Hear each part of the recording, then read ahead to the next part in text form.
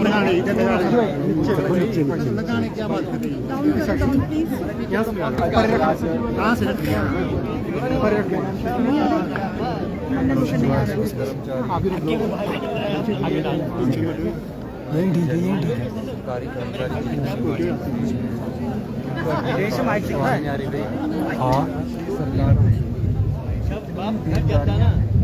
और जितनी भी सरकारी कर्मचारी की लाइबिलिटी है वो हम पर अपने 5 साल में जो कुछ भी 10 महीनों में निकल कर जो मामले आ रहे हैं, जिसमें क्रिप्टो करेंसी का मामला है उस पर कोई गौर नहीं किया गया, जिसमें भर्ती घोटाला जो हमारा कोऑर्डिनेटर सिलेक्शन बोर्ड का था दिख तो रहा है पर गौर किया गया, पुलिस घोटाले में कोई काम नहीं किया गया।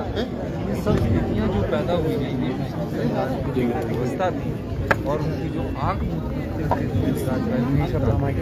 हमारी सरकार बनने के बाद हमने 10 महीने में वाइल्ड फ्लावर का केस जीता, पोस्ट कार्ड 817 का केस जीता, उन बच्चों को हम रोजगार देने जा रहे हैं।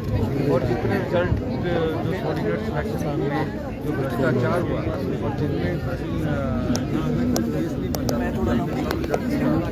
और जो नया चयन योग था राज्य चयन योग उसको भी बना दिया गया है और तकरीबन अब वन विभाग में 2061 भर्तियाँ शुरू हो गई है, पुलिस में 1200 के करीब भर्तियाँ शुरू की जा रही है, हमारे पैरामेडिकल जो पंप ऑपरेटर्स वगैरह है, पैरा स्टाफ है उसमें 4500 के करीब भर्तियाँ की जा रही है। तो हमारी सरकार जो पिछली सरकार जो घोटाले है उन पर उनको भी खोज रही है और जो लोगों के पैसे फंसे हैं उनको भी लोगों तक पहुंचाने का कार्य कर रही है। और पिछली सरकार सिर्फ अखबार में स्टेटमेंट के माध्यम से भ्रामक बयानबाजी कर रही है। चाहे माइनिंग का 100 करोड़ का घोटाला है उसका वो पता लगा है कि कईयों के पास माइनिंग लीज ही नहीं है, कईयों के पास कंसेंट ऑफ ऑपरेशन नहीं था कि उसको चलाने की जो परमिशन देती है पोल्यूशन डिपार्टमेंट वो ही नहीं था, कईयों का माइनिंग प्लान ही नहीं बना हुआ था।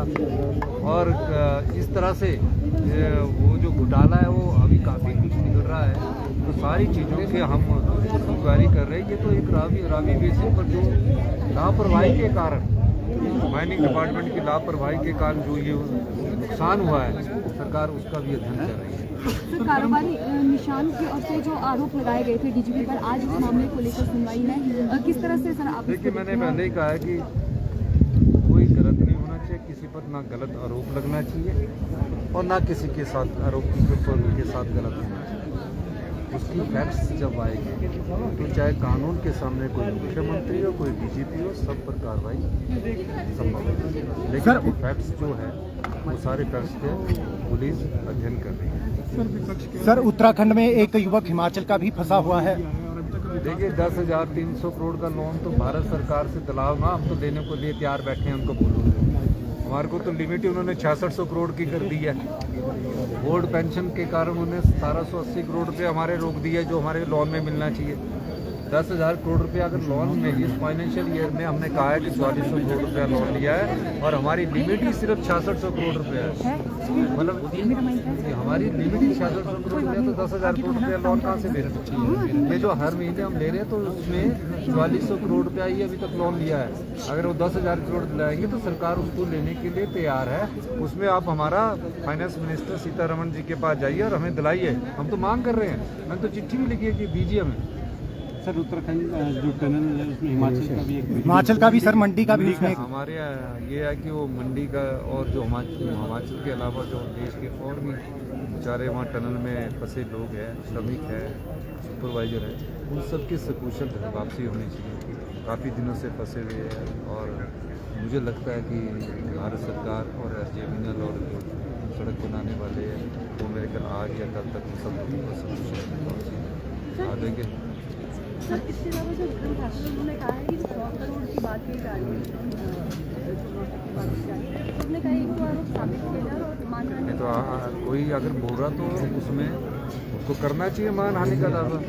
प्रदेश के मुख्यमंत्री के तौर पर मैं बोल रहा हूँ कि अगर उसकी रॉयल्टी और कोई देखा जाए और जो जिनको क्रशर चलाने की अनुमति नहीं थी उन्होंने कैसे वहाँ क्रशर चला दिए, पोल्यूशन कंट्रोल बोर्ड से ना कोई अनुमति ली गई, माइनिंग प्लान कोई अप्रूव नहीं था तो उन्होंने कैसे क्रशर चला दिए।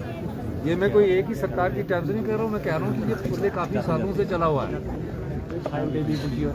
अब और इस सब चीज़ की जानकारी तो हमें अब पता लगी।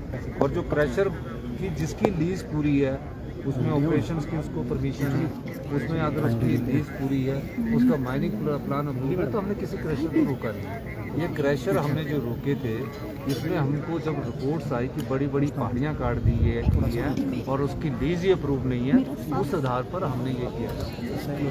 उनके ऊपर तो कार्रवाई भी होगी कमेटी और देखिए अभी तो सब लोगों को हमने कहा है कि अपने कागज पत्र पूरे कीजिए और उस कागज पत्र के आधार पर उद्योग मंत्री आपके जो क्रशर है उसको करेंगे। लेकिन हमारी रॉयल्टी जो हिमाचल प्रदेश के राजस्व में आनी चाहिए वो पूरी आएगी। उस संदर्भ में हम कहीं और माइनिंग डिपार्टमेंट की व्यवस्था परिवर्तन करने में लगे हैं। पहले 7 रुपये मीट्रिक टन वो रोड़ी जो थी उसको क्रश किया जाता था, अब हमने पिछले कल ही फैसला किया कि 5 रुपये मीट्रिक टन किया है, उससे भी हमारा रेवेन्यू काफ़ी बढ़ेगा। और मेरा ये मानना है कि हमें जो माइनिंग से रेवेन्यू है वो 400-500 करोड़ रुपया साल का आना चाहिए। उसको 1-2 साल लगेंगे सिस्टम को सेट होने पर आएगा जी। सर कर्मचारियों ने 5 डे वीक की मांग की है सर। देखिए 5 डेज वीक का भी मैंने आपको अपने भाषण में बता दिया। विचार करेंगे सारी चीज़ों का। कर्मचारी परिवार के सदस्य हैं, इसी सचिवालय से वो योजनाएं निकालते हैं, इसी सचिवालय से समाज के कल्याण की योजनाएं निकालते हैं, सबका सहयोग लेकर और आपके लोगों के बारे में भी हमारी सरकार सोच रही है। सब प्रकार से हम इस पर आगे बढ़ेंगे। धन्यवाद। आराम से